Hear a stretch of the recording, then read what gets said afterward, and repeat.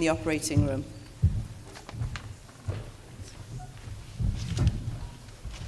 Okay. So I have nothing to disclose for this talk. What I want to talk about today is proficiency, and before we talk about how to become a proficient surgeon, we need to understand really what that is. And probably my favorite model for talking about skill and learning any skill is from the Dreyfus brothers, and it actually starts out at the beginning of training. You are a novice. That sort of makes sense to people.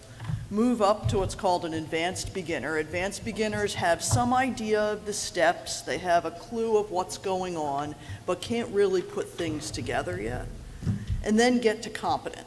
And competent is where we really want people to finish training, sort of at the upper end of this competent range. They're safe to go out into the world. Above competent is where you get to proficient. And this is what we want for our practicing surgeons for their careers. You need to be proficient and comfortable in what you do. And then some subset of those proficient folks will go on to become experts. So how do we get from where you graduate to where you want to be? Part of it, we need to think a little bit about what are some of the components of that. So we can think about autonomy. If you're competent, you can do most things on your own. If you're proficient, you're comfortable doing most things on your own, and you're also able to take responsibility for others, for teaching residents, for teaching medical students. Second component is complexity. How do you deal with it when things aren't what you expect? It's very easy to do a straightforward case. What about when things change? So a competent surgeon deals with that by thinking through it analytically. A proficient surgeon, for the most part, reacts, sees the clues that are out there and puts them together without consciously going through the steps. And then the context. How do you fit things into the world? So a competent surgeon knows the steps, know how they get you where they're going. The proficient surgeon sees what changes in those steps will do. And that's the prelude to becoming an expert, where you can really see what may be possible. Those are the people who are going to invent new ways to do things. So everyone has heard about the steep learning curve in the first couple of years of practice. And generally that learning curve occurs based on stupid things you do. You make bad decisions, you learn from them, you learn very quickly how to get yourself out of trouble. Probably not the ideal way to learn to operate on people, but it's what we've been doing since the beginning of surgery.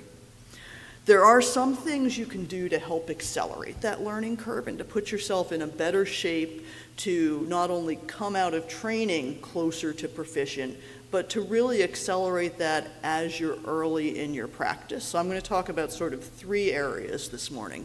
First is talking about things you can do while you're still in training. Second is things you can do early in practice to help accelerate your learning. And then finish up a little bit with what does it take to transition to being an expert. So when you're in training, you're in what's called the cognitive phase of learning. And that means that you spend all of your time thinking about everything you're going to do. And in an early part of the cognitive phase, it may be something like thinking about every hand motion that goes with tying a knot. Now, as a medical student, if you watch them tie a knot, every single motion is individually broken out and thought about.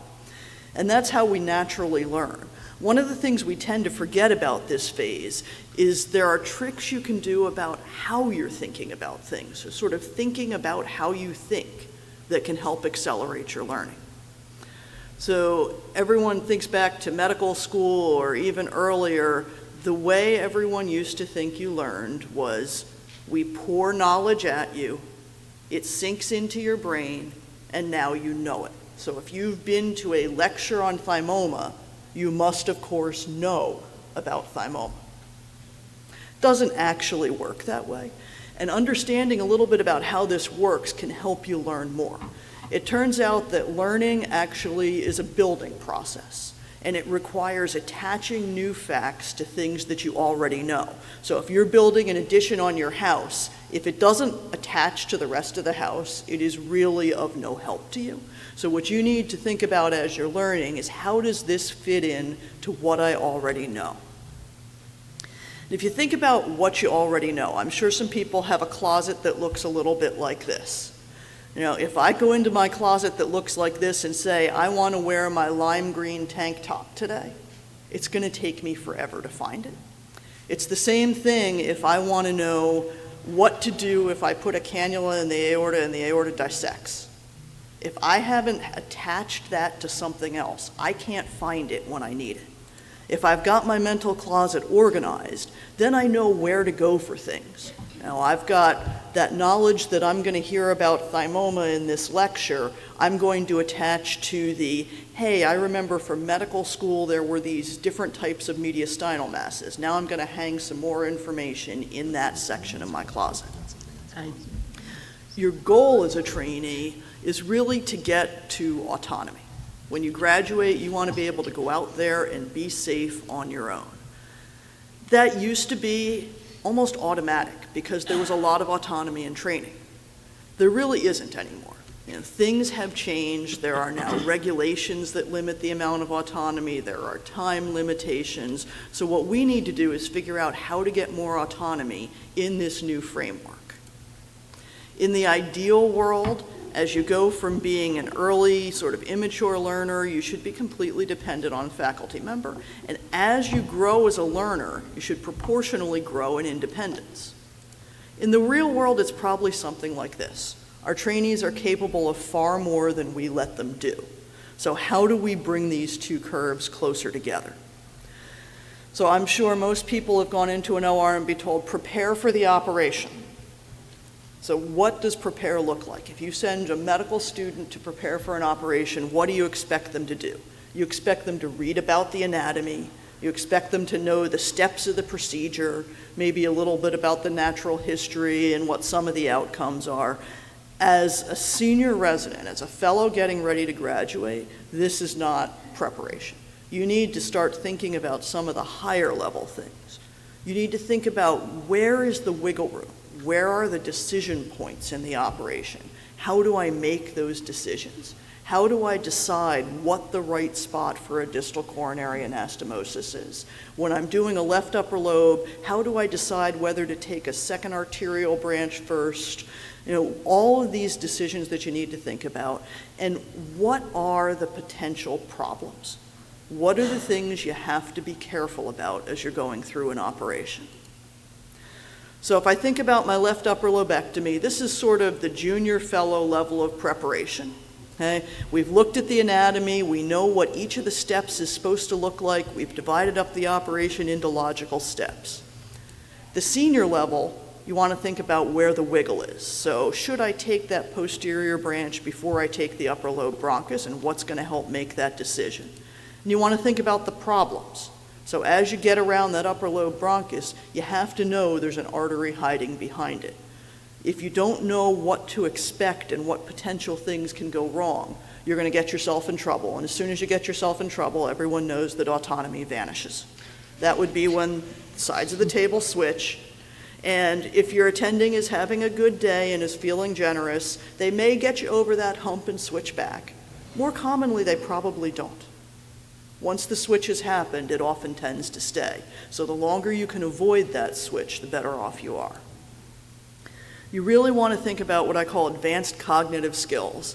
So you need to have planning, you need to think about how you're going to prevent errors, how you would recognize errors if they occur, and how you would recover from them.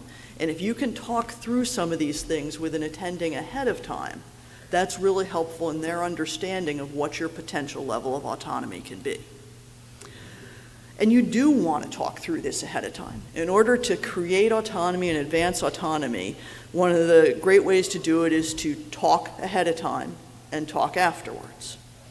So as a senior trainee, you want to be in what's called the zone of proximal development. So if we think about how people learn, there are certain things that you can do, that you know you can do.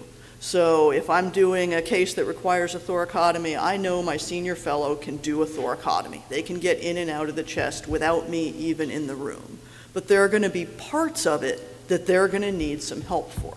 And there are going to be parts of it that if I'm doing a sternotomy for a thymectomy with a very junior resident, there are parts of that that are out of reach for them. It's just beyond their skill set. As a senior trainee, you want to live in this zone of proximal development. You want to be pushing your envelope.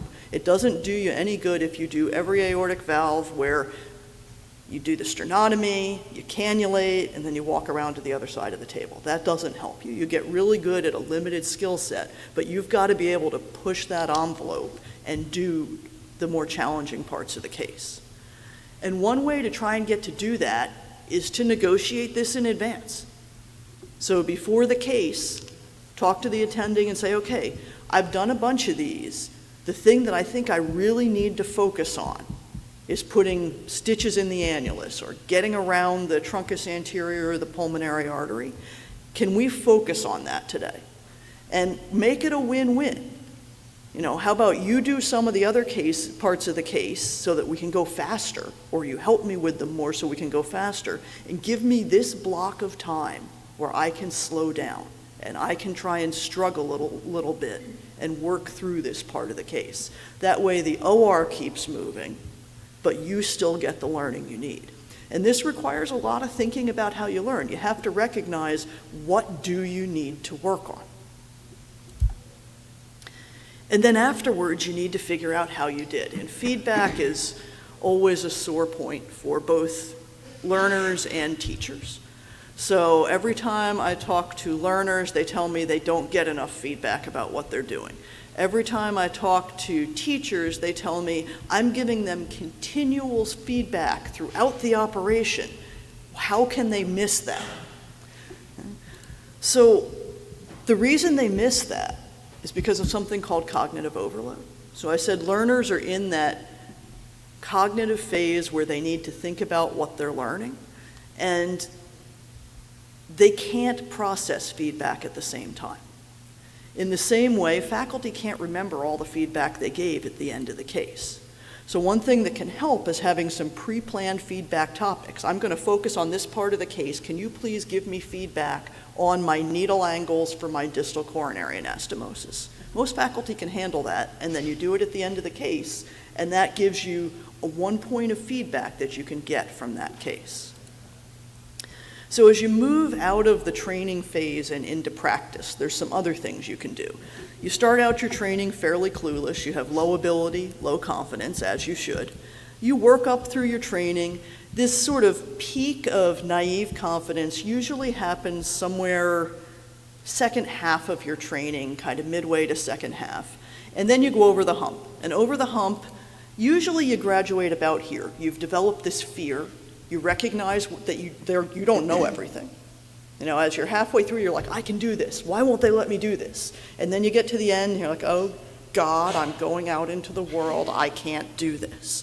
But you have to put on the brave face. You know, you've got to tell your patients you can do this. And then you get out there and you get realistic. This is a lot harder than it was when someone was setting it all up for me. And you grow up that learning curve to mastery. So how can we accelerate that part of things? This is what's called the associative phase of learning. And what this is where you speed up, you get more comfortable, you get more confident, you put things into blocks. So if you think about trying to memorize a phone number, much easier if you break it into chunks than if you try to memorize a string of numbers. Anyone who watched the Olympics and the figure skating, one of the fascinating things for me is watching them before they skate, watching them practice on the side. And they're just sitting there going like this on the side because they're going through it in their mind. And that's something we can do as surgeons. We know that if you mentally go through operations beforehand, you get more comfortable, you get more confident. You can even measure things like maximum heart rates, which are lower if you've practiced.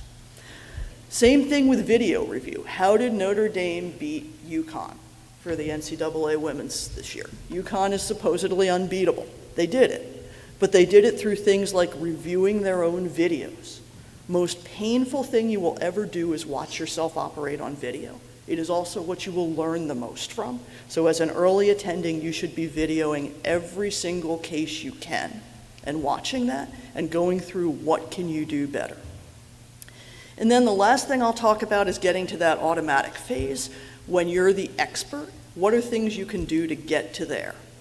One of them is thinking about a toolbox. There's different ways to do things What's the right tool for the job you're doing, for the situation you're in? And the other thing is thinking about the pace. Experts know when to speed up and when to slow down. So thinking about that, what's safe and I can do fast?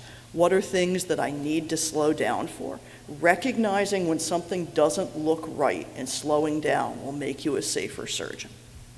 So take-home messages from this in training. You want to prepare probably a little differently than you are now and try and negotiate some autonomy and facilitate feedback.